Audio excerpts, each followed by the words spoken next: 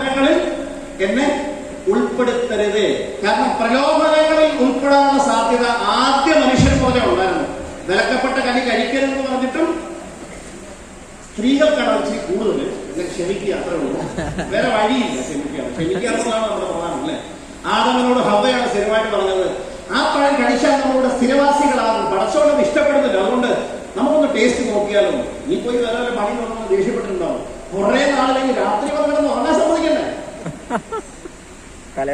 വന്ന് ഉറങ്ങാൻ വേണ്ടി ഒരു സ്നേഹം കാണിക്കുമ്പോഴേ തട്ടി മാറ്റിക്കളെ. അപ്പൊ തന്നെ എന്താണ് കാര്യം എന്ന് അന്വേഷിക്കുമ്പോൾ ആ കനി കഴിച്ചില്ല, അതിന്റെയാണ് കുഴപ്പം.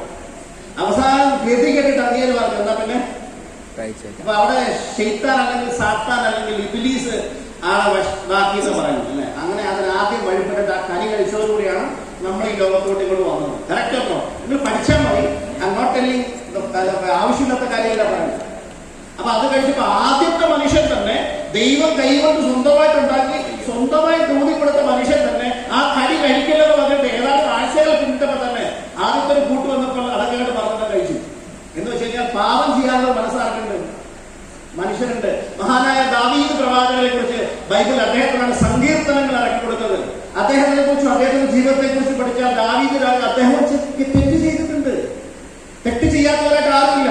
മഹാത്മാഗാന്ധി അദ്ദേഹത്തിന്റെ ആത്മകഥയിൽ പറഞ്ഞിട്ടുണ്ട്, ഞാൻ മോഷ്ടിച്ചിട്ടുണ്ട്.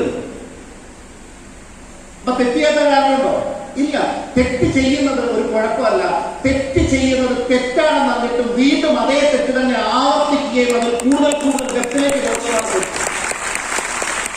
അതിൽ നിന്ന് പുറത്തു വരാനും പശ്ചാത്തലിക്കാനുള്ള ഒരു മനസ്സുണ്ടെങ്കിൽ തീർച്ചയായിട്ടും നമുക്ക് നല്ല മനസ്സ് തരും. അപ്പൊ ഞാൻ എടുത്തു പറയുന്നത്